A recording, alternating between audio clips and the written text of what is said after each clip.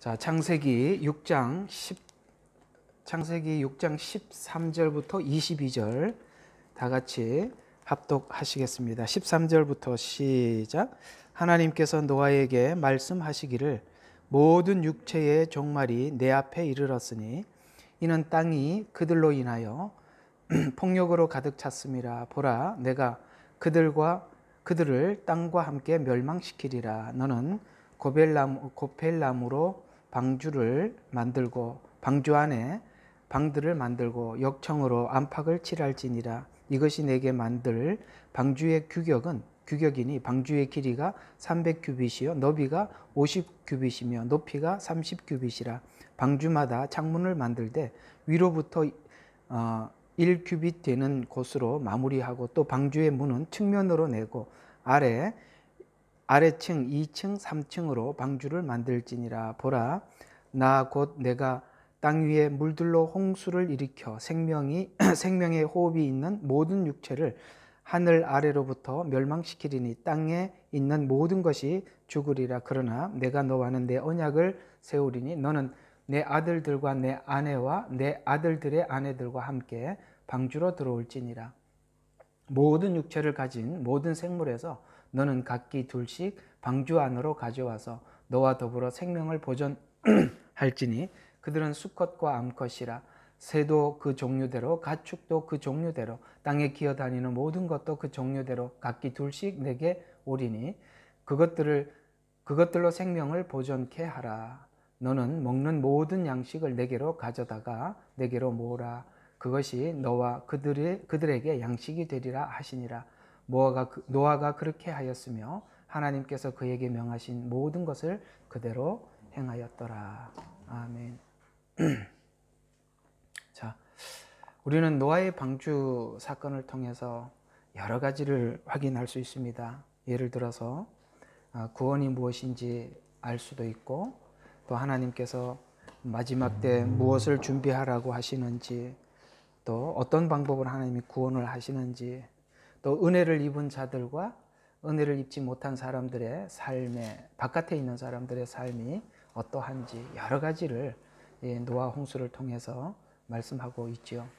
물론 재림에 대해서 연구하고 생각하는 많은 분들도 이 노아 홍수 사건을 많이 연구를 합니다. 왜냐하면 예수님의 재림의 때는 노아의 때와 같으리라 라고 말씀하셔서 거기에 힌트를 얻어서 많이 연구를 하기도 하지요. 그러나 오늘은 좀 보편적으로 복음적 관점에서 은혜를 입은 자들과 은혜를 입지 못한 사람들의 삶에 어떻게 다른가, 이런 부분들을 여러분과 한번 집중해서 살펴보도록 할 텐데요. 특별히 우리는 이 창세기를 보는 어떤 눈을 장착을 하고 관점을 정확히 이해를 하고 창세기를 보는 것이 참 중요합니다.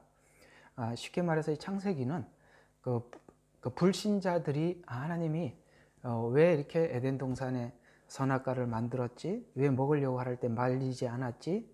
왜 하나님께서는 만든 인류를 이렇게 보기 좋았다고 하시면서 왜 멸망시키지? 이렇게 부정적인 사람들이 보는 것이 아니라 이스라엘 백성들이 출애굽하고 난 이후에 왜 애굽 사람들은 그 홍해의 물에 빠져 죽어야만 했으며 우리는 무엇이건데 하나님께서 이렇게 따로 구출을 하셔서 이렇게 하나님의 거룩한 백성을 삼게 하시려고 하는 건가? 쉽게 말해서 여러분들이 예수님을 믿고 예수님을 알고 난 이후에 도대체 내가 무엇이기에 이토록 하나님께 사랑을 받는 건가? 도대체 하나님의 우리를 창조하신 목적이 무엇인가? 이렇게 접근하는 사람들에게 풍성한 답을 주고 있는 것이 바로 창세기가 위치하고 있는 자리입니다. 그래서 이스라엘 백성들의 궁금증, 지금으로 말을 하면 이제 예수를 믿고 영접한 자들이 내가 이렇게 특별한 은혜를 받았을까라고 생각하는 사람들에게 이 창세기는 많은 해답을 우리에게 주고 있는데요. 오늘은 여기 보면 이 8절에 이런 말들이 나옵니다. 자, 그러나라는 이 단어가 참 중요합니다. 그러나라는 분명히 접속사죠. 어떤 접속사냐면 앞에 있었던 많은 사람들의 삶과 대조하여서 그러나 노아는 이렇게 하나님 앞에 은혜를 입었더라. 은혜를 입으니까 동행하더라. 동행하는 사람들은 하나님의 마음을 갖더라. 하나님께서 심판하시겠다는 말씀, 그 다음에 또 방주를 이렇게 지어서 구원하겠다는 말씀, 이런 말씀들에 대해서 거부하지 않고 그것을 그대로 순종하더라. 이런 부분에서 바로 믿지 않는 자들의 삶과 믿는 자들의 삶이 무엇이 다르며 은혜를 입은 자와 은혜를 입지 못한 사람들의 삶이 어떻게 다른가를 오늘 그 부분에서 좀 평범하게 집중해서 살펴보려고 하는 겁니다. 여기 보면 저희들이 지금 읽고 있는 성경책은 킹제임스 성경이죠. 그러나 개역 개정에는 조금 킹제임스 성경과 다른 의도로 이렇게 좀 기록되어져 있는데요.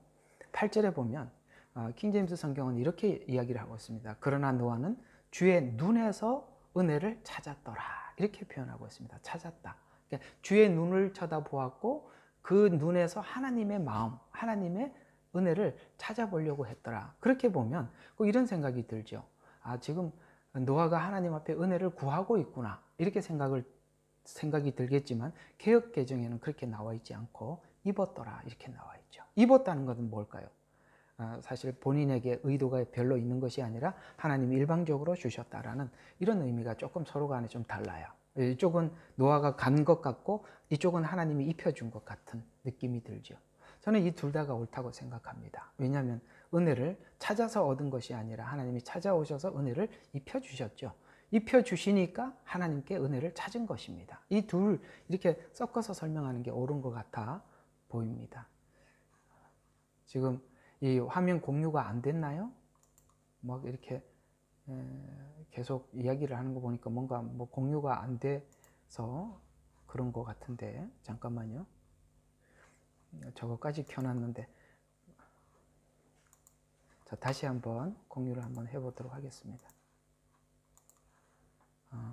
이제 보이시죠? 오케이. 어쩐지 표정들이 좀 이상하더라. 자, 여기 보면 은혜를 입었더라라고 주의 눈, 주의 눈에서 은혜를 찾았더라, 입었더라. 그러면 주의 눈이 어떤 것인가? 자, 3절에 보면 이렇게 이야기합니다.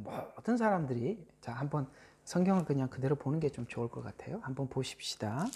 이렇게 이야기를 하고 있습니다. 그 당시 사람들의 생활상이 어떠했는가? 사람들이 지면에서 번성하기 시작하고 그 다음에 딸들이 그들에게 태어났을 때 하나님께서 번성하라고 하신 그 번성이 이루어지고 있지요. 그 2절에 보면 하나님의 아들들이 사람의 딸들의 아름다움을 보고 뭡니까? 자기 눈에 아름다운 대로 선택하더라. 그래서 보고 선택한 것이 자기 관점에서 선택하더라는 거죠. 자기 관점에서. 그렇게 해서 자기 관점에서 자기가 보기 좋고 자기가 보기 좋은 것을 선택하는데 선택이 하나님이 보실 때 이 선택이 계속되니까 무슨 일이 생기느냐면 주께서 말씀하시기를 내 영이 항상 사람과 다투지 않으리니 그들도 육체임이라. 그러니까 정말 세상적이고 인간적이 되어 가더라는 것이죠.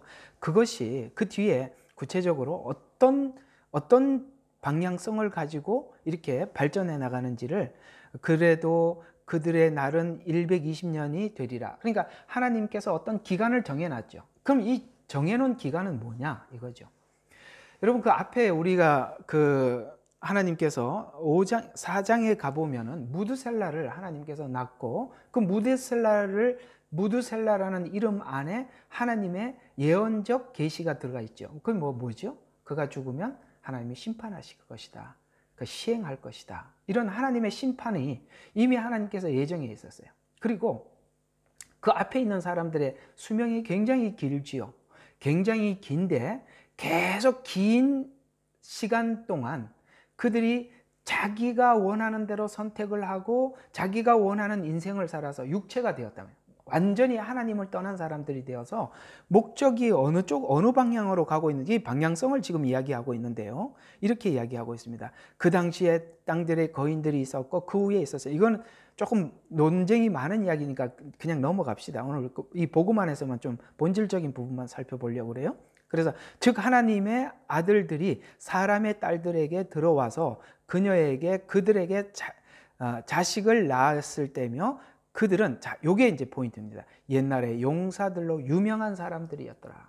여러분 개역 개정에는 좀 이렇게 안 나와 있을 거예요. 조금 다르게 나와 있는데 그게 그겁니다. 그러니까 자기의 어떤 그 유명세, 그러니까 이걸 이제 목적하고 있죠. 왜냐하면 그 앞에 보면 라멕이라는 자가 등장하고, 그 라멕은 자기가 모든 실권을 잡게 되자 법을 제정을 하고 자기 보호를 위한 법을 제정을 하고 자기 힘을 과시했다는 거죠. 쉽게 말해서 이 이야기는 어떻게 압축하고 있느냐면, 가인이 가졌던 그런 악한 죄성과 라멕이 가지고 있는 악한 죄성이 모두에게 편만하게, 아시겠어요? 모두에게 편만하게 그렇게 되어 가고 있더라는 것이죠. 이게 왜 그렇게 되었느냐면은, 인간이 하나님 앞에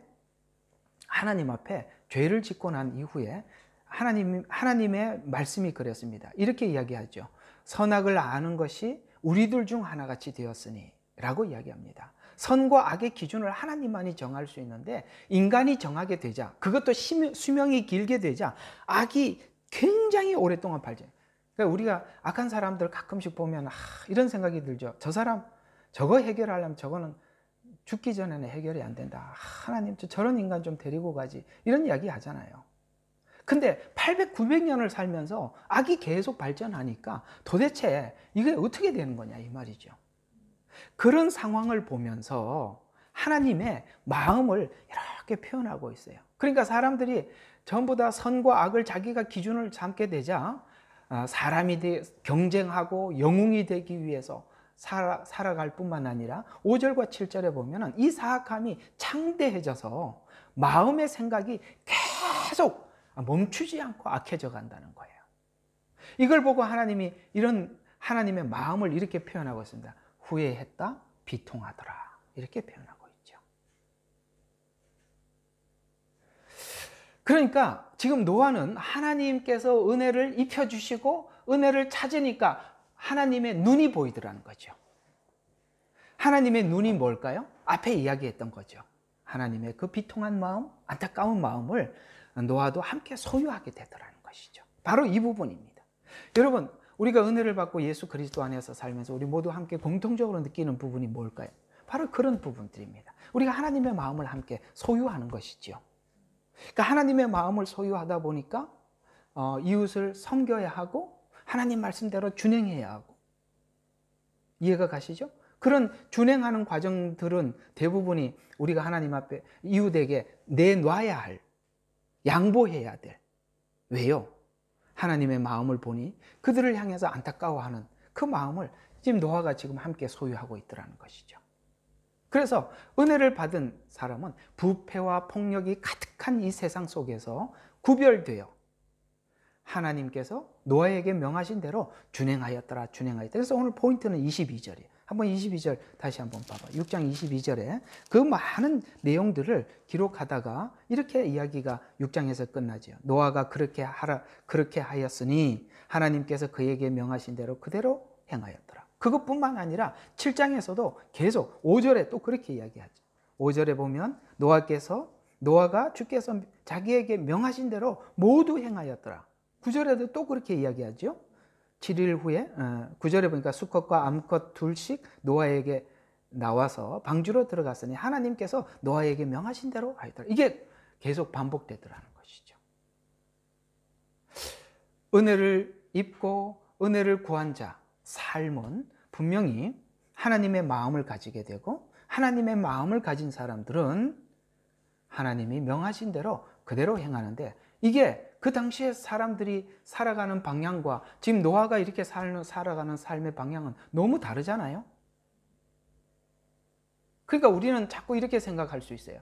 야, 세상은 너무 폭력으로 얼룩져 있고 사람들은 자기 목적을 위해서 사는데 우리도 그렇게 저 사람들 경쟁 속에 뛰어들어가서 함께 경쟁하면서 살지 않으면 도태되는 게 아닌가, 이런 생각이 들 수 있지만 노아의 삶은 그렇지 않았다고 분명히 말씀하고 있죠. 왜냐하면 산에 방주를 짓는다는 그 자체도 기가 막히는 이야기죠.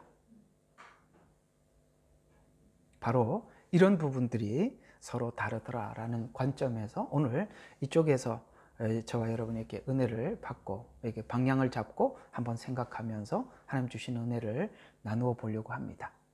자, 하나님을 만나 은혜를 입고 약속을 받은 자와 하나님 없이 살아갈 때 인류가 어떤 방향으로 나가는지 방향성을 소개하면서 선과 악의 결정이 인간에 의해서 주도되자 이제는 더 이상 이 상태에서 선악과를 먹어서 영생하게 되면 도저히 그 상황은 걷잡을 수 없어서 하나님께서 아담과 하와를 추방하지요. 영원히 이것이 악이 계속 발전하는 상태에서 영원히 살 수가 없어서 하나님 에덴에서 추방하십니다. 그리고 추방된 인간도 인간의 연수가 굉장히 길지요. 800년, 900년을 살지요. 지금 그 노아 이전의 사람들이지 않습니까? 그런데 이게 왜 추방할 수밖에 없었지? 오늘 여기 본문이 너무 잘 명확하게 표현하고 있는 거죠. 그렇게 사람들이 선과 악의 기준을 가지고 자꾸 사니까 악만 발전하더라. 그래서 하나님이 심판할 수밖에 없어요. 그러니까 에덴에서 추방된 것도 하나의 일종의 심판이요. 하나님께서 인간의 수명을 두었더니 계속 이렇게 죄를 짓고 살 수밖에 없어서 하나님 물로 심판하신 것과 그 추방된 사건은 같은 맥에서 지금 이스라엘 백성들이 생각하기를 왜 애굽에 있는 사람들은 홍해에서 빠져 죽였지? 왜 우리는 살아났지? 이런 부분에 대한 의문들을 근본적인 시작부터 하나님께서 지금 답을 주고 있는 것이 창세기다 이 말이에요. 따라서 여러분들이 예수 그리스도를 영접하고 난 이후에 창세기에서 설명하고자 하는 이 의도들을 우리 모두 다 고민하지 않고 생각해 보지 않았다면 우리의 구원에 대해서 너무 값싸게 여기는 것입니다. 생각해 보셔야죠.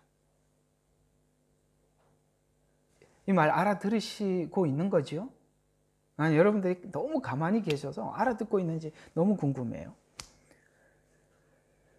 자, 근데 사실 이 사람들이 이렇게 살아가는 이 현재 모습 속에서 우리는 이 부분을 생각해 볼 필요가 있는데요. 어떤 부분이냐면요. 이런 부분이죠. 앞에 이미 무드셀라를 통해서 하나님의 심판을 미리 선언했었죠. 그걸 들었었습니다. 또 그걸 들었을 뿐만 아니라 지금 현재 보고 있는 노아이죠. 그러니까 노아가 방주를 짓고 하나님의 심판하시리라고 말씀하신 그 말씀을 듣고 지금 방주를 짓고 있는 것을 보고 있어요. 그러니까 무슨 말이냐면 과거에 무드셀라를 통해서 하나님의 예언했던 말씀을 들었어요. 그리고 지금 현재 이 상황이 하나님의 심판이 임박했기 때문에 방주를 짓고 있는 것을 눈으로 보고 있어요. 듣고 보고 있으면서 이 말입니다. 이걸 듣고 보면서도 사람들이 어떻게 살았는지를 누가복음 17장 27절에 이렇게 다시 한번 설명하고 있어요. 노아가 방주에 들어가던 날까지, 최후의 날까지 사람들은 여전히 뭐 하고 있더라?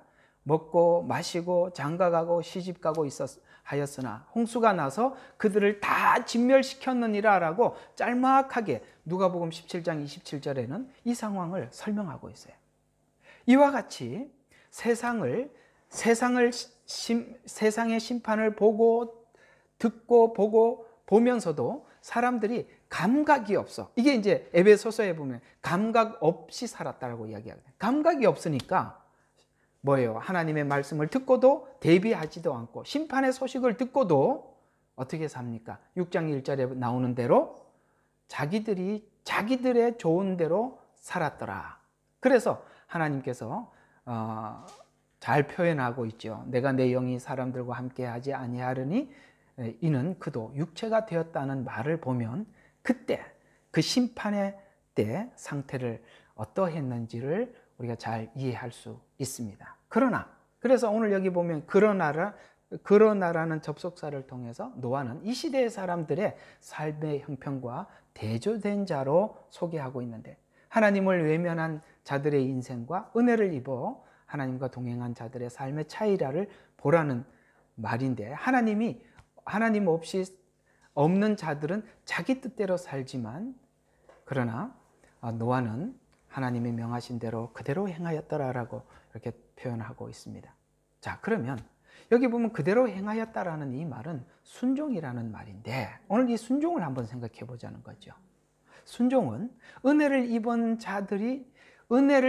자들에게 나타날 수밖에 없는 하나의 증상이라는 거예요. 증상. 무슨 말인지 아시겠습니까? 네. 감기 바이러스가 들어오면 기침이 날 수밖에 없듯이 은혜를 입으면 당연히 나타날 수밖에 없는 증상 하나, 뭘까요? 순종입니다. 그것이 하나님이 우리에게 요구하는 모든 부분에 대해서 다 순종하지 못하더라도 순종하지 못하는 것 때문에 내 마음에 괴로운 마음이 있을 수밖에 없는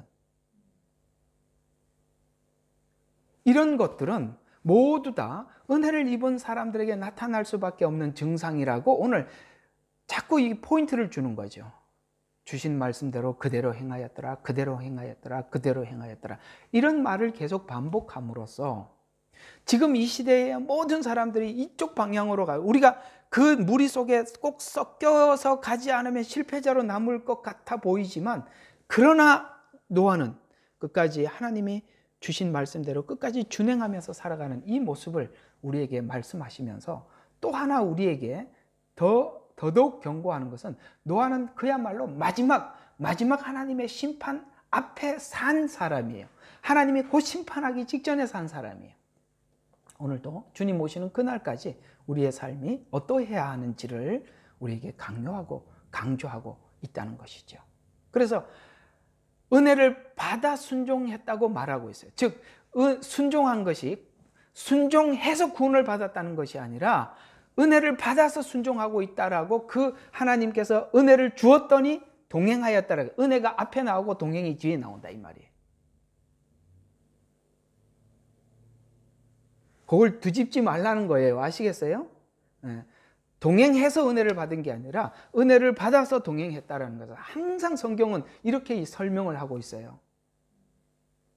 노아가 이런 시대에서, 이런 시대 상황에서 구원을 얻을 수 있었던 것은 모두가 어두운, 그야말로 에베소서에 보면 너희가 전에는 어둠이었더니 지금은 빛이라고 말씀하시는 것처럼 어두운 상태에 있었지만 은혜를 주셔서 현재 상황을 하나님 관점에서 파악할 수 있게 되었고, 그 다음에 죄악과 절망이, 그 다음에 사망이 자기 앞에 놓임을 보고 결국 하나님을 붙잡아 동행하더라.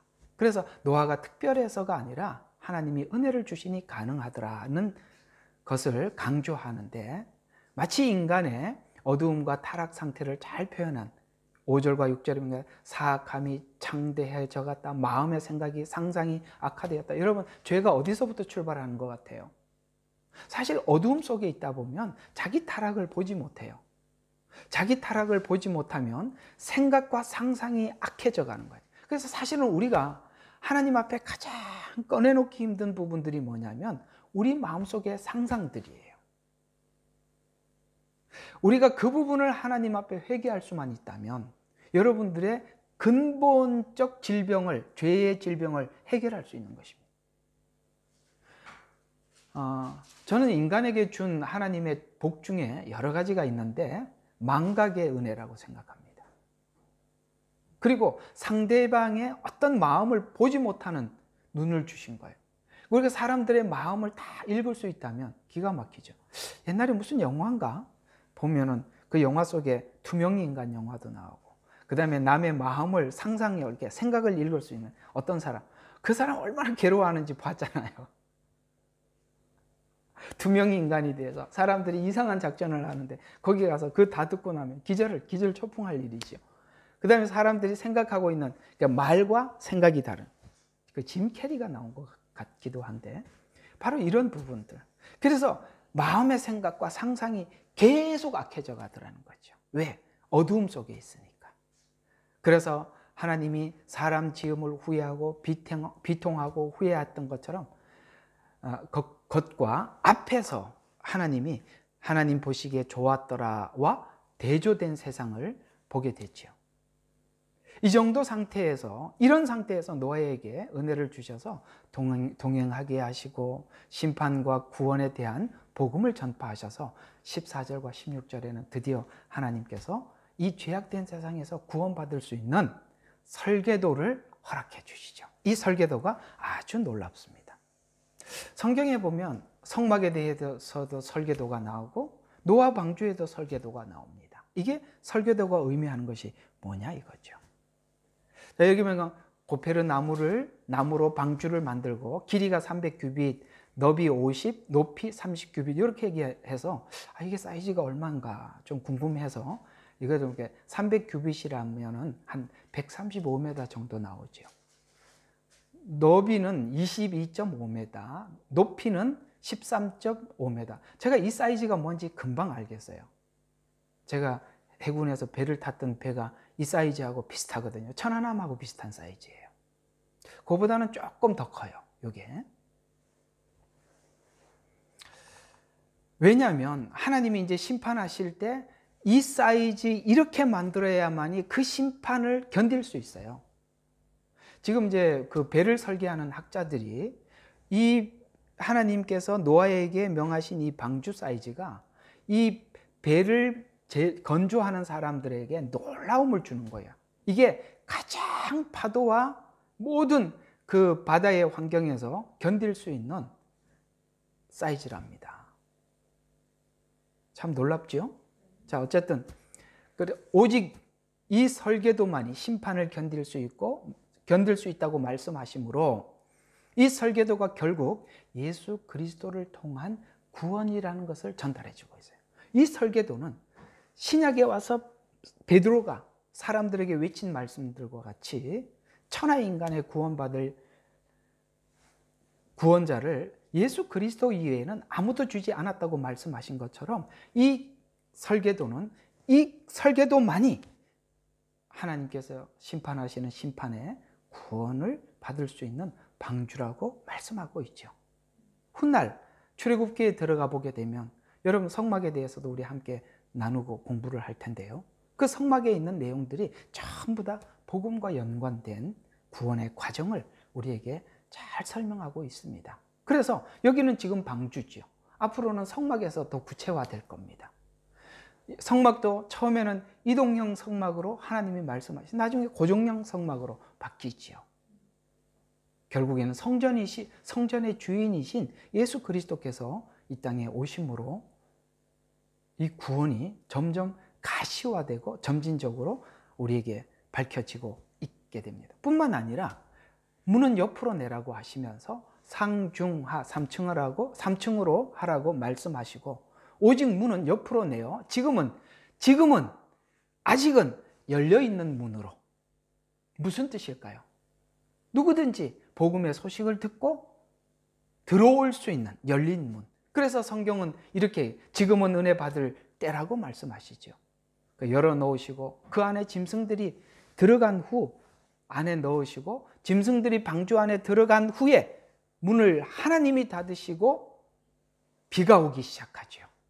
그래서 7장 16절에 보니까 비가 오기 시작할 때 하나님이 문을 닫아서 은혜의 시기가 끝나고 심판의 시작이 들어섰다고 우리에게 말씀하고 있습니다. 그렇습니다. 지금은 누구에게나 구원의 문은 열려 있고 누구든지 예수를 믿으면 구원받을 수 있는 시간이나 하나님께서 심판하실 때는 그 문이 닫히게 될 것이라고 말씀하고 있죠. 노아 사건은 짧고 간결하게 하나님의 구원의 계획을 설명하고 난 후에 성경이 우리를 어떻게 구원할 것인지, 그 구원이 어떻게 이루어질 것인지, 그 방법이 어떨 것인지를 설명해 주는 방향성을 제시하고, 그래서 1장과 11장은 모든 성경의 방향성을 설명하는 거예요. 그리고 방주에 남아있던 자들, 아시겠습니까? 그 밖에 있는 사람들이 아니라 방주에 남아있던 자들만 남았더라라고 성경은 설명함으로써 방주가 역할을 다했음을 알려주고 있습니다.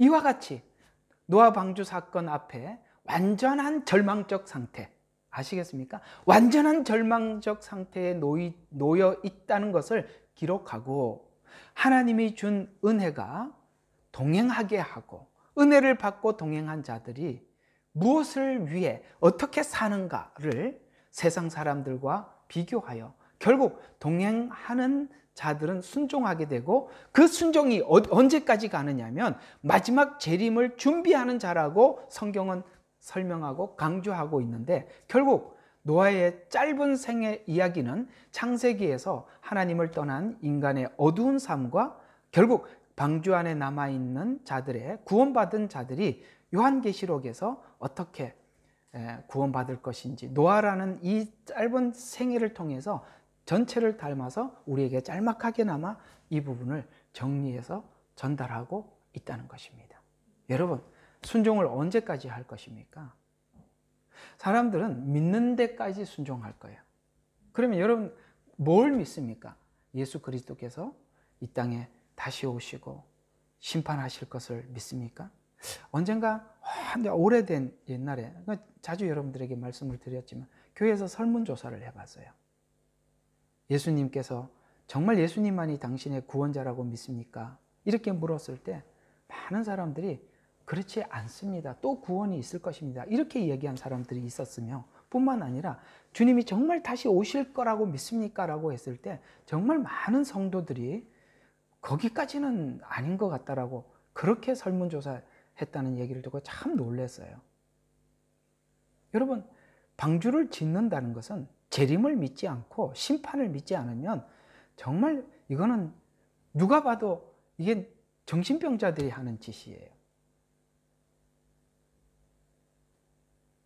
여러분, 예수님께서 다시 오시는 구원자라는 것을 넘어서 그 구원하심이 재림으로 완성될 것을 믿습니까? 그걸 믿으면 주의 재림을 마음에 인식하고 살아야죠. 하나님 앞에 설날을 생각하고 사셔야죠. 이게 복음이 주는 믿음 아닙니까? 노아는 실제 그렇게 살았어요. 방주를 지으라 그러면 지었고 짐승들을 방주 안으로 넣으라 그러면 그대로 넣었고 하나님께서 심판이 끝났을 때 또 그 문을 활짝 열고 나왔습니다. 노아의 짧은 인생은 한 사람의 인생이 아니라 성경 전체가 말하고 있는 그리스도인들의 삶이 어떠한가를 짧은 생애 속에 다 담아서 우리에게 전달하고 있는 것이죠. 그리스도인의 삶은 어떠해야 하는가? 그 은혜를 입은 사람들은 그 받은 은혜로 회개하여 하나님의 자녀가 된 것을 마음에 기뻐하는 것이죠. 그러면 자녀된 자로서 마땅히 하나님으로부터 모든 것을 공급받아 사는 것입니다. 공급받아 살아가는 그 삶 중에 저는 요즘 이렇게 살면서 그런 생각이 많이 들어요. 제가 이번에 이제 그 청소하는 일에 대해서 좀 실제적인 부분이가 좀 이렇게 나누고 싶은 부분들이에요. 그러니까 청소를 그러니까 딱 생각이 첫 번째 가장 먼저 드는 게 우리 한인들의 주로 하는 일들이 청소 일일 텐데 참 우리 한인들에게 타격이 크겠구나 이런 생각이 들어서 이제 우리 한인 그 사이트에 들어가서 누가 이런 말을 올려서 내가 그게 무슨 말인가 하고 봤어요. 목사들 큰일 났네. 헌금 11조 드릴 돈이 없어서 또 그런 얘기를 나한테 이렇게 읽어봤더니 참 기가 막, 참 그런 생각을 하는 것도 참 그래서 얼마나 그렇게 또 교회에 대해서 이렇게 부정적이면 이런 글을 올렸나 생각도 들지만 저는 그렇게 생각합니다. 하나님 이런 시간을 주시면서 하나님의 공급하심을 여러분들이 경험해야 돼요. 사실 우리 이제 뭐 이렇게 짧은 간증이기는 합니다만 저희들 신학을 할 때 정말 쌀이 떨어지고 이럴 때가 참 그런 위기들이 많이 왔었어요. 근데 저희들이 다 그때 감지한 게 뭐냐면 하나님만 바라보고 사역하는 훈련을 하나님이 하고 있다는 걸 느꼈어요. 실제 그런 상황이 오니까 우리가 가지고 있는 그 작은 그야말로 사르밧 가부가 가지고 있는 작은 물질 하나님 앞에 하나님이 드리라는 마음을 너무 주셔요. 또 드리고 그러면 하나님이 또 공급해 주시고 사실 그때 어떤 용기를 얻게 되었냐면 우리가 어떤 상황 속에 있더라도 하나님이 공급하시겠구나라는 생각이 들어서 그때 그런 믿음이 개척을 하게 하고 선교지로 가게 만들었습니다. 사실 그때 그런 경험들이 없었으면 불안해서 뭘 할 수가 없었을 거예요. 아마도 하나님이 그런 시간 그런 훈련을 우리에게 요구하지 않는가라는 생각이 문득 들었습니다. 그러니 여러분 하나님이 어떻게 공급하시는지 기대하시고 한번 살아보시고 까마귀가 날라다 주는 게 뭔지 경험해 보시기 바랍니다. 그게 필요한 것 같아요. 여러분에게도. 아멘 하면 손 좀 들어봐요. 그래 살아야 돼요 이제.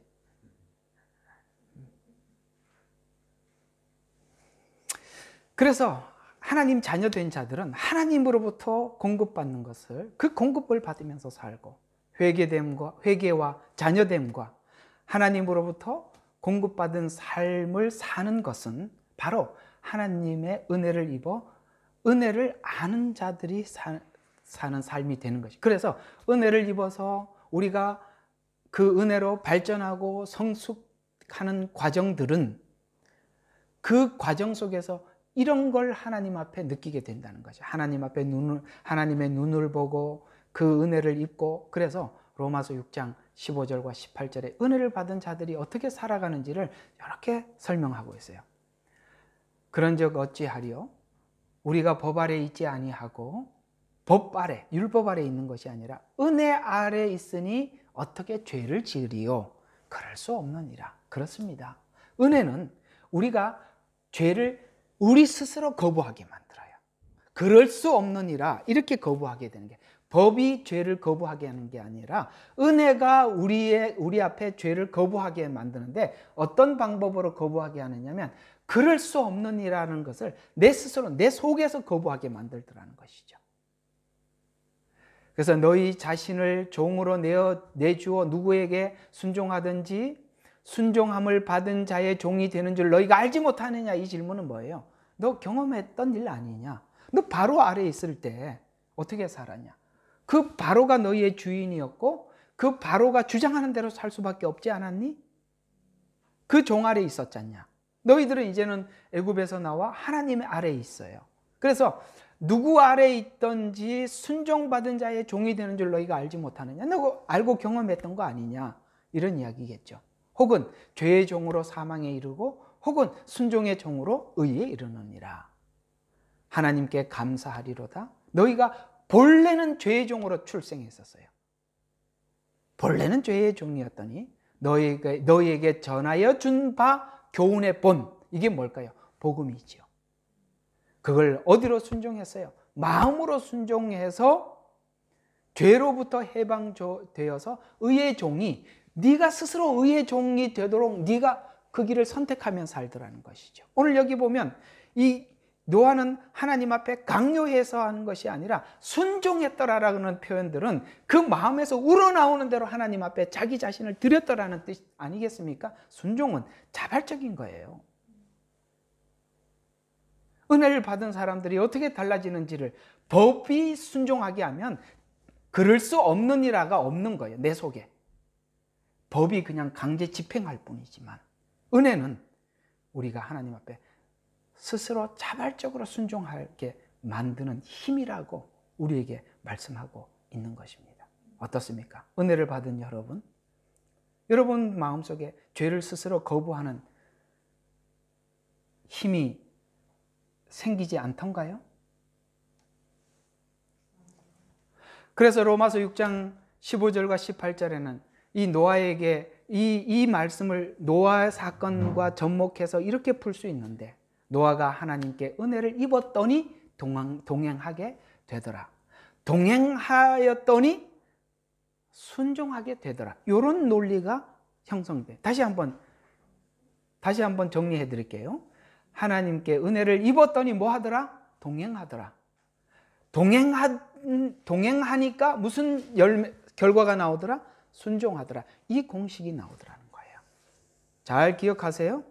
은혜를 입었더니 동행하게 되고, 동행한다는 것은 순종하는 것더라. 요 논리예요. 그래서 은혜, 동행 이런 이야기들이 막연한 추상적인 이야기가 아니라 실제 삶 속에 순종이라는 열매로 나타나더라. 또 순종한다는 것은 어디까지 순종하느냐? 미래에 일어날 일. 오늘 보면 하나님께서 심판을 준비하라고 노아에게 말씀하셨지요.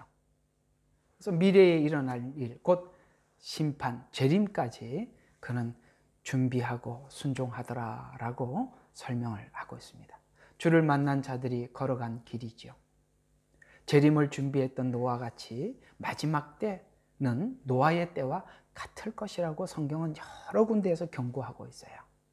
마태복음 24장 37절과 39절에 보면 노아가 방주에 들어가던 날까지 세상 사람들은 뭐 했어요? 아까 말씀 먹고 마시고 장가가고 시집가고 있으면서 홍수가 나서 그들을 다 멸하기까지 깨닫지 못하였으니, 여러분 어두움 속에 살면 자기가 멸하기까지 깨달지 못할 뿐만 아니라 죽어서 내가 왜 내가 온 곳이 지옥이네? 놀랍게도 그럴 수 있다는 거예요. 정말 여러분과 제게 하나님께서